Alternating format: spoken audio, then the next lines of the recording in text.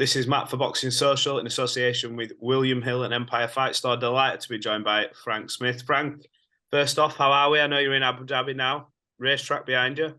Looks good. I'm good, mate. I'm good. Yeah, just going to go and have a little whiz round in a bit. See if I can beat Vettel's time or whoever the big name in F1 is these days. Yeah, I wouldn't bank on it. You don't know. You haven't seen me in a go-kart, mate.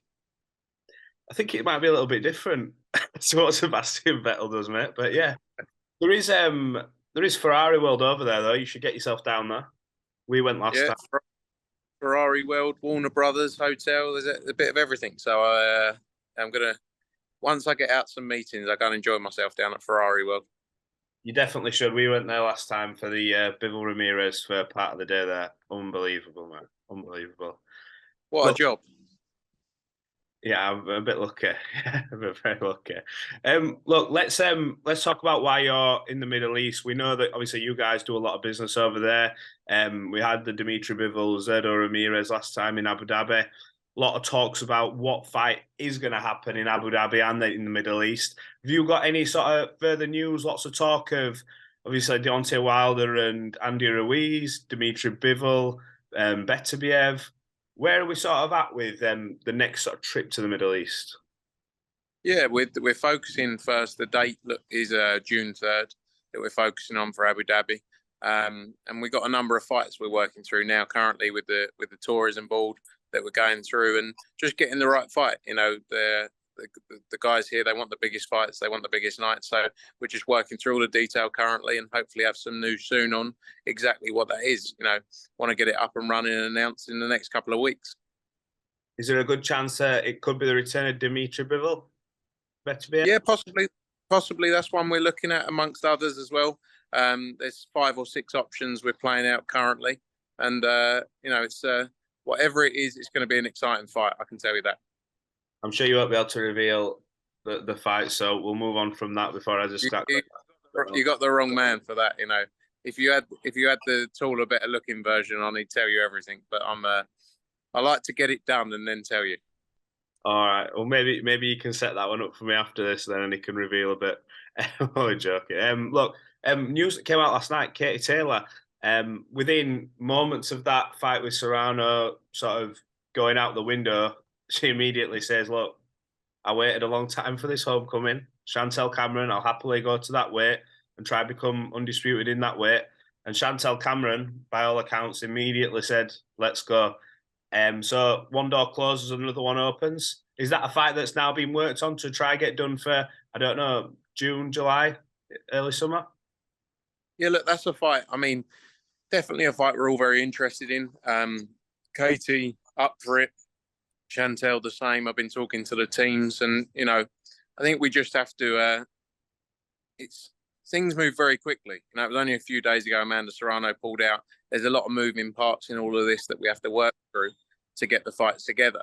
I wish our job was as easy as just going, there you go, them two together. It takes a bit more work than that, you know, to make sure everything stacks up. So we are working through details now to see whether, you know, Katie stays May 20th and, you know, we find that alternative opponent, Chantelle being a definite option, or whether the Serrano fight can be rescheduled to a date quite soon afterwards, so Casey doesn't have to wait a long time. But yeah, all those discussions happening currently, but lots of exciting options to be made there. Yeah, it should make it a little bit easier that Chantelle's obviously with the same company. It's all sort of in-house. You're not going to another promoter and trying to work out a deal kind of thing. Would that sort of take away any hurdles that you have with making that fight? Yeah, no, look, 100% it helps both of them with Matchroom under the stable. It's just about getting all the details right. It's a massive fight for both of them. They're one paying very well, which they deserve. So, you know, we just have to work through all of that in the background. And then, you know, we can come to a conclusion quite quickly. But definitely something we're looking at. And as they both came out, they're both up for it. Yeah, it might open the door as well, we'd assume, for maybe Croke Park. Obviously, we saw the reasons why that might not have been able to be done for May. But obviously, if it goes an extra couple of months, opportunity might be there for that. Yeah, possibly. You know, it's look, it's very expensive, Croke Park, but it's definitely something we're looking at amongst other options as well. You got the Aviva, which wasn't available for May 20th because they had the rugby on, and some other outdoor stadiums. So, let's see. 3 Arena's a great venue as well. The key for us is to give Katie that homecoming, regardless of where it is, to give her a homecoming night in Dublin. And that's our focus right now. 100%. Well, look, I want to touch on Conor Benn, but I don't want to touch on everything that's surrounding Conor Benn in terms of what he's going through at the minute with releasing statements, WBC and all that kind of stuff, because we're sort of all doing that to death at the minute. I want to talk about Manny Pacquiao. Sean Gibbons, I believe he's uploaded a few things, a mock poster, back to business. How realistic or close is a fight between Conor Benn and Manny Pacquiao? Yeah, look, it's a discussion we've been having for a while with Sean Gibbons. It's a massive fight, Manny Pacquiao against Conor Benn. A huge fight. And only because of the time we've been waiting around this, the conclusion of Conor's situation, it's probably taken a bit longer than everyone had hoped for. But now we're there, these talks can actually carry on with some substance behind them. But look, it's a massive fight. There's a lot of big fights out there for Conor Benn. The key is with Conor, he wants a major fight. He doesn't want to come back in a warm-up. He wants the biggest opportunity out there. Manny Pacquiao, as I say, he's one of the most famous names in the sport in recent times. Probably in the top 2 or 3. It would be a huge name for Conor Benn. It's a fight that he wants, amongst others. So let's see how it plays out, and definitely a potentially realistic opportunity. Would you be looking at taking that fight to the Middle East or the United States? To take it there, the 2 options. Yeah, look, I think the Middle East is definitely a focus for that type of fight. And it's definitely something we've discussed with Abu Dhabi, amongst other options as well. So let's see. Maybe that's an option for next amongst lots of other names. Another name that I've seen that is now a free agent, who we have talked about fighting Conor before, and everyone sort of saw that as a fight to see, not to see where he's at, because really talented fighter, Adrien Broner. He's the BLK Prime thing went completely off. I think he had about 3 opponents pull out. The last one got injured, and now he's openly come out and said, "Look, we've parted ways." Adrien Broner, Conor Benn. That's still a big fight, no matter what Adrian's been through. 4-weight world champion, be a real sort of big fight build up as well. Yeah, 100% massive fight. Adrian, I think he wanted sort of a comeback fight, which is what he was looking at originally. I think he's now going to have to go into a real fight. Yeah, is the reality of Adrian, where the stage he's at in his career with that fight being cancelled. So it's a massive fight for the US as well for Conor Benn. Adrian, another huge name in the sport, and will be a massive win for Conor. So yeah, definitely something we're looking at. But I'm sure Adrian's in discussions with everyone around what's next for him. He's obviously with Showtime for a long time. I'm sure he'll go and talk to those guys. But let's see how it plays out. But a massive opportunity to be made with a fight there.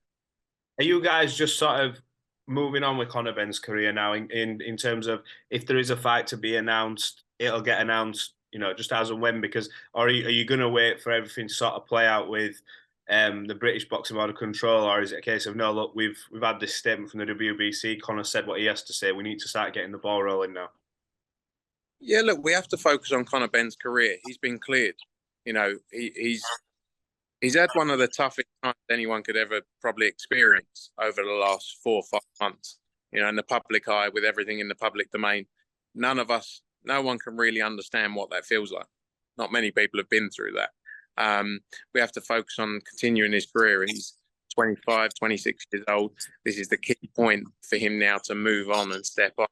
And for us, we have to now plan for his career and taking it forward.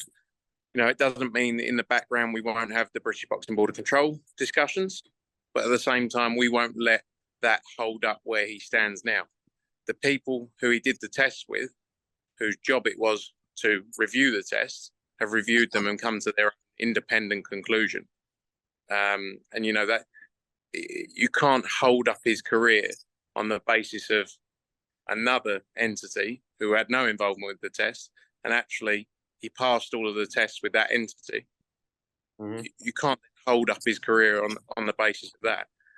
It doesn't mean we won't, as I say, have the discussions in the background with the British Boxing Board of Control, of course. But our focus is now to move forward with Conor's career. Yeah. Right, just a couple more from me. Leigh Wood, I believe he was with Eddie, I think, the other day. Discussions.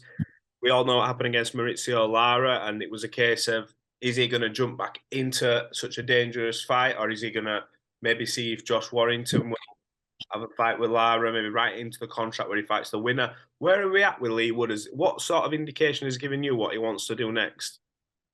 Yeah, look, discussions ongoing with Leigh Wood. There's a lot of big fights to be made in that division. You know, Josh Warrington's there, Kiko Martinez there, Maurizio Lara. You know, lots of big nights to be made. Michael Conlon as well. Leigh Wood wants the rematch. Of course, he wants the opportunity to win his belt back. At the same time, we have to do things, you know, for the good of his career. And you know, Eddie met with Ben Davis and Leigh Wood, as you said, to talk through how we progress next steps. Leigh's obviously pushing hard to do the rematch next. It could be that. It could be the Josh Warrington fight, the winner then faces. So there's multiple opportunities there. But yeah, hopefully some news soon on that. And you know, it'll come around quite quickly as well. You know, I think it's not far away to get one of those fights back up and running. In terms of a business deal, obviously, rightly so in this occasion, you had a rematch clause put in because it was a very dangerous voluntary, and we saw that how it played out. Would the right move for Leigh, in your opinion, be, because of the knockout he sustained, to say, you know what, we don't want to jump straight back in, we need a little bit longer? So would you say the Warrington fight and the Lara, because they have unfinished business, let them fight and maybe write it into the contract, he gets to fight the winner no matter what? Or obviously Conlon's fighting, we all think he's fighting Lopez, I think, back end of May, although there's no official announcement. Or wait for, you know, that fight and see how that plays out. What do you think? Yeah, look, there's so many variables in there. We have to work with the fighters ultimately with what they want. You know, Leigh Wood went in there with one of the toughest voluntaries you could ever imagine. As I said, people just don't do. I'm not saying, you know, I made a comment about the fact he did that, and people like, that's crazy that he's commending, you know, people taking proper fights. But that's the reality. People don't always want to take tough mandatory fights, tough voluntary fights.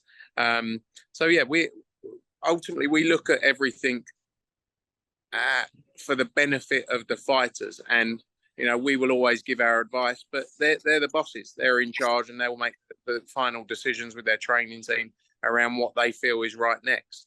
But look, there's a lot of exciting fights to be made there, and I think we'll see them all in the next 12 months. How crazy is it in boxing, as fans, as us in media as well? We all call for these real fights, but then as soon as they get made, people start going, well, business sense, that doesn't really make sense. And everyone then questions it. You can never win, can you?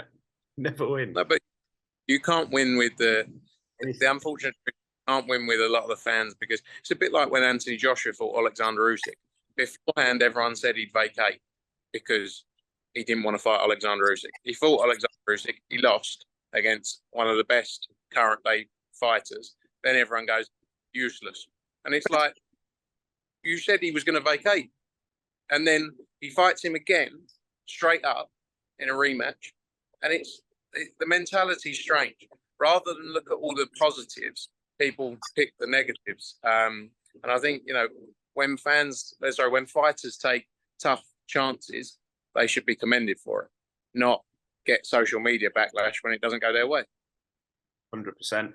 Just quickly, you mentioned Anthony Joshua there. What are the ticket sales like for this fight? I keep seeing people saying things on Twitter about it not being sold out. Are we close to a sellout for AJ? Yeah, not far off. We've got a couple of thousand tickets left. Look, it's obviously his comeback fight, and you know, we still have tickets to sell. Well, you know, we can't push away from that. But I'm very confident they'll all go. And Joshua, I still believe, is the biggest commercial star in the sport, alongside Canelo. I still believe that. You know, I'm very confident that we will definitely have a full house in there come April 1st. Right, give me a reaction to Tommy Fury, Jake Paul. I've not spoke to you guys about it, but We had the eyes of the world on. We had Mike Tyson ringside along with Ronaldo and everybody for an 8-round fight with 2 novices. What did you make of it? Great build up. You know, it bought a lot of it. I bought the pay-per-view as well. I paid the 20 quid. I actually always thought Tom Fury would win. I think he's grown up around the sport, and you saw that you saw that in the ring. But Jake Paul, like, he's a tough, like, he's given it his all, and you have to respect that. And the thing is, if they weren't such big names, it would just be on a show somewhere at York Hall, that type of level of fight, for example, and no one would ever. But it's because they built huge, fame for themselves. People have an issue with it. Now, I think ultimately it's beneficial for the sport in the long term. It's not going to be something we're going to see the benefit of today, tomorrow, in a year's time. But I feel in 5-10 years' time, this is what's going to get a new audience into the gym, training, watching some form of boxing. And in 5-10 years' time, hopefully they'll then become fans of the sport and watch the traditional version of the sport, or, the sport that we love. So, I think it's beneficial. And I thought, everything they did in the build-up, don't get me wrong, it wasn't a great fight. Yeah. But why did anyone really expect anything different? You bought into the sort of build-up between the two, like you do in many fights. And like I say, for a new audience, it's the type of thing we need. So final one, I think it is the last one. Gervonta Davies, Ryan Garcia, that's been announced now. How important was it that this fight got made? Obviously, DAZN Showtime coming together to put on, for me, definitely commercially, but one of the biggest fights we can make in boxing right now. Yeah, 100% agree. It's going to be one of the biggest fights of 2023. Great to see everyone working together. Showtime, DAZN, PBC, Golden Boy. It was a fight that needed to be made, and I think we're going to see some massive numbers there. And it's important for the sport that these fights get made. It's important that people continue to work together, and I think this shows that everyone is willing to work together. So I'm looking forward to that April 22nd. Great day on DAZN as well. Got Kaldina Rakhimov in the afternoon or in the evening in the UK, and then Tank against Ryan Garcia. So a brilliant day of boxing. Yeah, that card that's been put on in Cardiff, by the way, that must be one of the best cards for a long time. Not to say that I'm not saying you don't put good cards on, but in terms of top to bottom world titles, obviously Sandy Ryan now has been added to that card for a world title fight. How pleased you with how that one's come together? Yeah, brilliant card. We've been working on that for a while, and it's good. We had some time to build up to that one as well. You got Zelfa on there's back in a great fight. You got Jordan Thompson against Luke Watkins. Jordan Thompson looking really good and training under Tony Sims now. Excited for that. Sandy Ryan, world title challenge, as you say. You got the Gwyn Woodruff rematch as well. Some good stuff on Before the Bell as well. So it's an exciting card, and the kind of thing we need to continue delivering. 100%. Well, look, Frank, I appreciate you giving us some of your time on the other side of the world. So yeah, thanks for talking to Boxing Social, and hopefully we can have another catch up soon. Perfect. No worries, mate. Good to catch up. I'm going to go and sunbathe on the racetrack.